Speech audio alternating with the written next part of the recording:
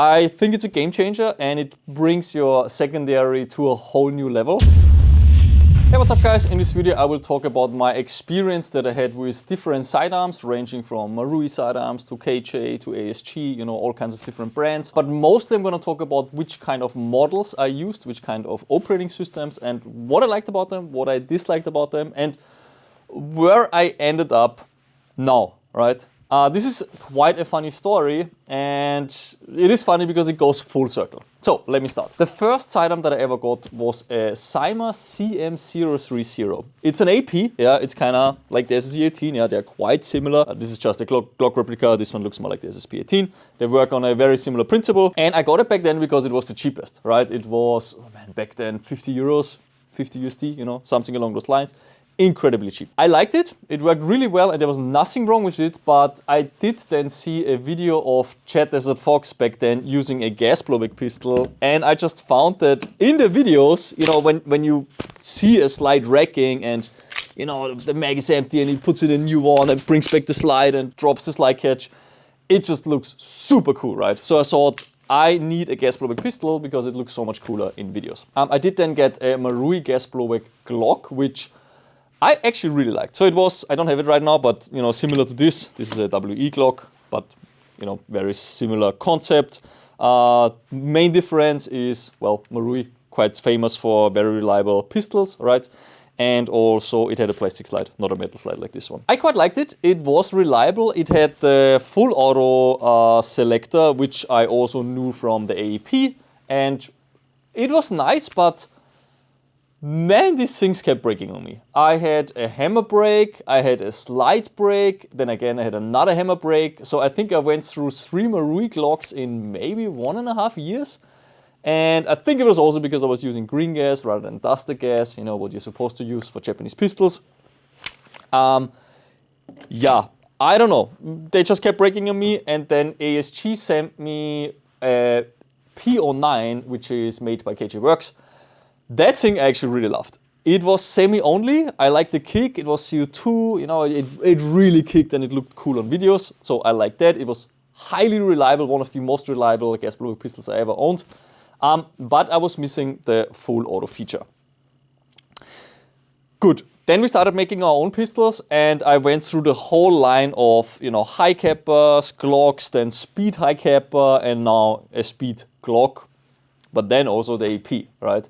And my conclusion after all of these years, I think it's kind of ridiculous, I'm actually going back to the very beginning and I am now claiming, and I don't think I just claim it, I actually think it's the truth, the AEP is actually the best sidearm. It's the cheapest and the best, so it's, you know, it's quite a no-brainer for me. And of course there's many reasons why people say they're not cool, you know, they're not very powerful, they sound like this, you know, not very sexy. They can also sound like this.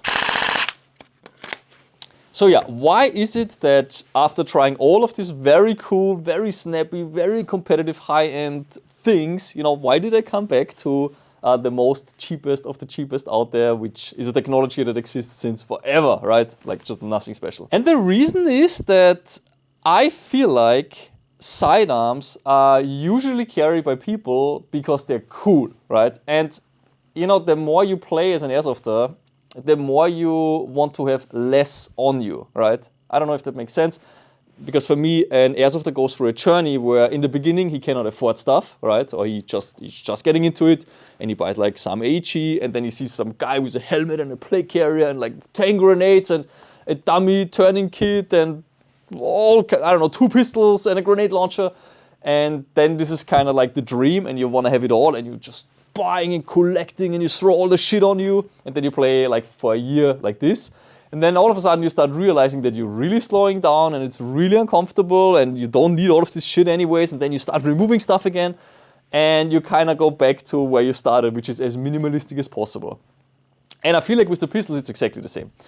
The AP, yeah, it's not cool, it doesn't look cool, just like no gear doesn't look that great, or minimalistic gear just doesn't look as epic as, you know, this massive loadout, but it just works, right? This thing just works. And I'm not talking about the SSE-18, I'm talking about all AEPs actually. I think there's not a single unreliable AEP in the market. They've just been out there for so long that no matter what manufacturer, be it Cyma or Double Eagle or Marui, which I believe these are the only three actually making APs, all of these, they are good actually. They are really reliable. Yeah, of course the SSP5 shoots 1.5 joule, and of course it's super snappy, and of course you have the low sitting red dot and the TDC, and you can shoot 0.4s, but I mean, that's what your primary is for, right?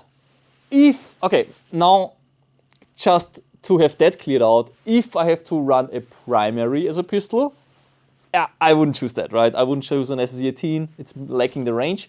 But I'm talking purely secondaries right now. And really on the SSP5, 6-inch, that thing in your holster, I know a lot of people do it, but it's heavy. It's, you know, it's like a metal frame and it's like this big chunky mag.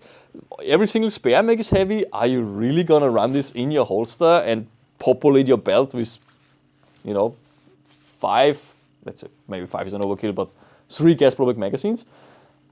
Nah, you know, I would prefer not to. I would prefer to just use my AEG, what it's meant for, or my primary, because if I run, you know, something like the SSQ22 or an SSR4, any M4 AEG or an AK, do I need a pistol? Nah, not really, right? It's still short enough, unless I have a ridiculously long gun, which you shouldn't have anyways. There's really no need in airsoft, unless it's for style points. Which brings me back again to the sidearm. It's mostly for style and people use it because it's cool. But when it comes to needing it, you don't need this in your holster, really. Just use your primary. SSP28, I guess this one is small and compact, you know, and light. At least it's a similar weight to what AEPs have. But then again, it's gas blowback, right?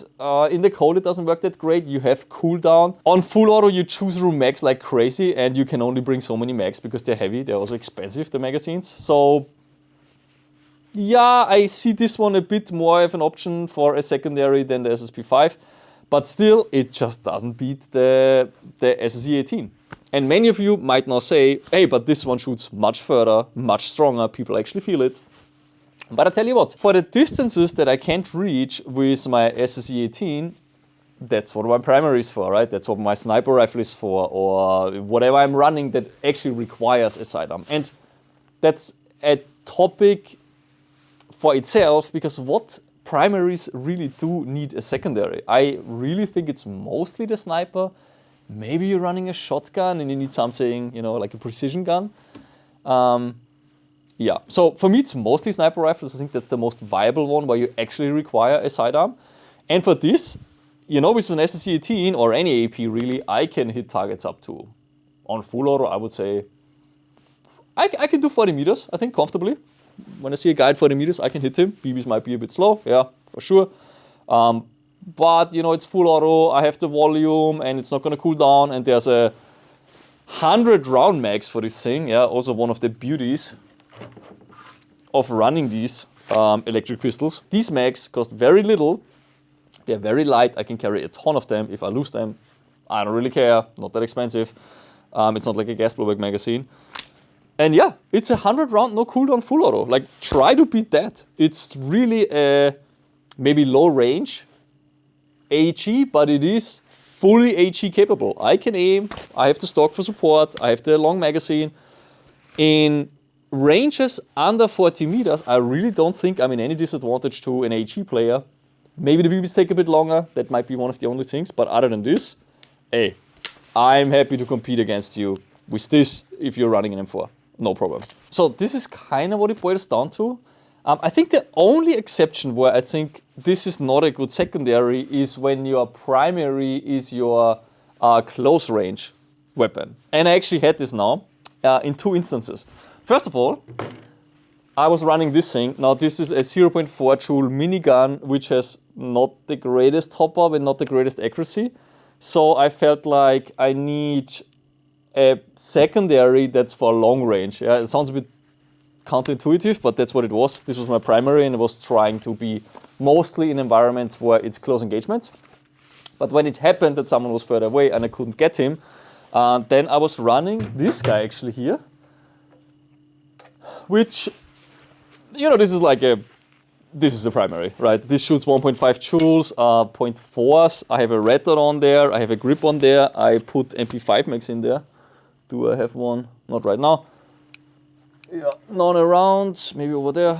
There we go. So I basically put a 100 BB magazine in this, and now I have this is a primary, right? I have the range of an HE, maybe even more because I'm shooting .4s. And yeah, I think that is the one example where I really think that this beats the SSE-18 for long-range sidearm usage, if that makes any sense. Now that I made clear that the AP is the best choice for me, let's talk about the different ways of using an AP. Now, this is how most people run it, right? It's just the AP itself in a holster, maybe open universal holster.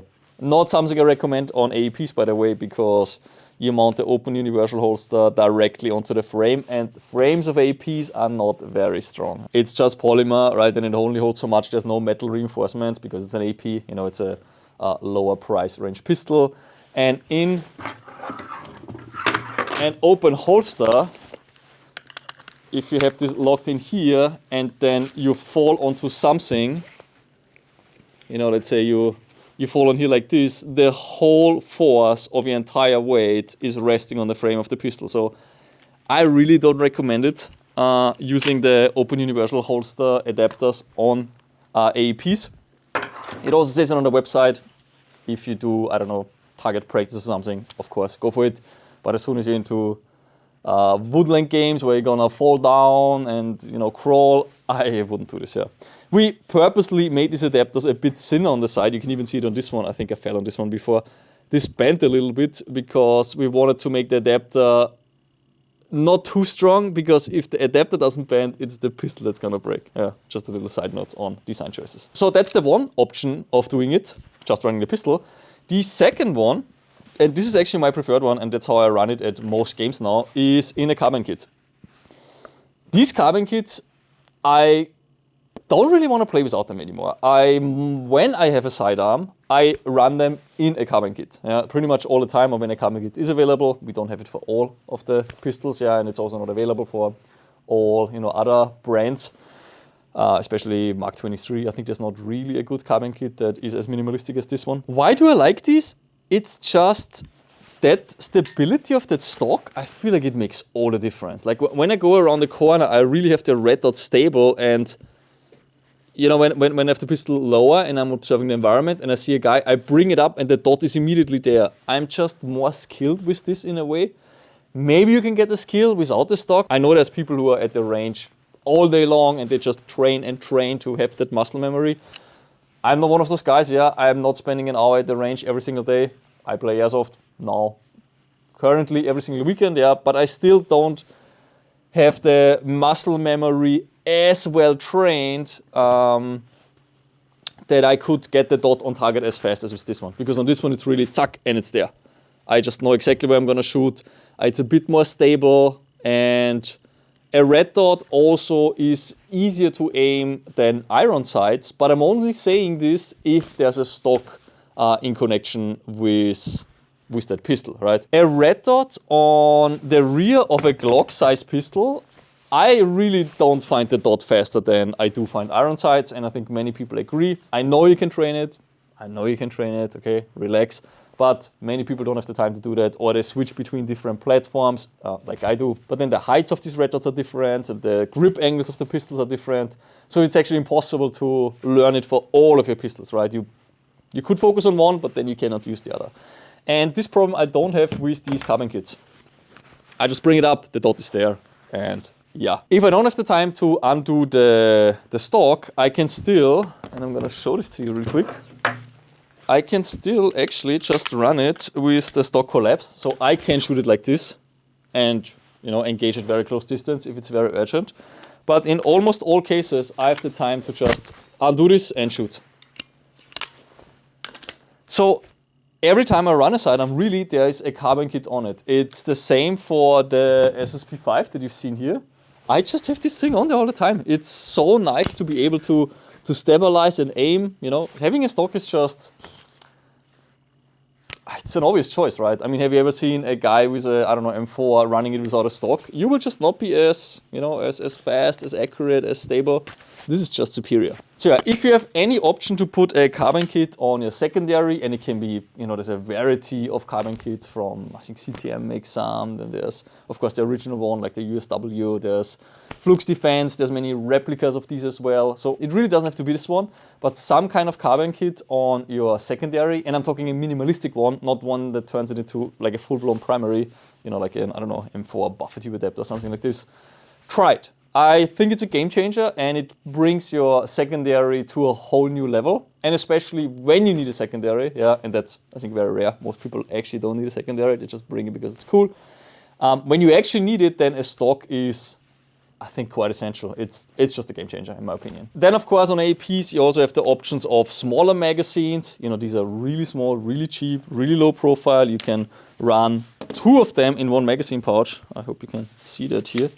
But I can have 1, 2, or I can have one of the extended ones and then one of the short ones. Or I could even actually run 2 of the extended ones in one pouch. So you get the idea, right? I can run so many magazines with this thing. This is already 200 PBs worth of magazines.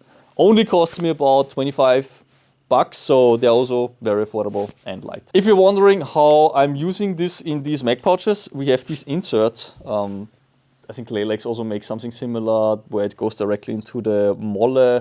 I think Begadi also did AEP mag holder, so there's different options out there. This is the one we made because you can, use your standard pistol mag pouches that you use for your gas blowback mags, but now you can also put the AEP mags inside. So this is my opinion on sidearms.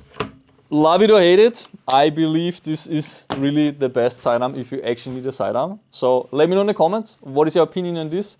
I know in many countries AEPs are very unpopular. I think the US is one of them. US people, they like realism and all that gun manipulation, all that cool stuff. They use it for training as well. But when it comes purely for taking people down, again, I think it's unbeaten the AEP. Let me know in the comments what you think, what's your favorite sidearm, and what you hate about AEPs, or why you actually love them. That's it for this video. Don't forget to subscribe, and I'll see you guys on the next video.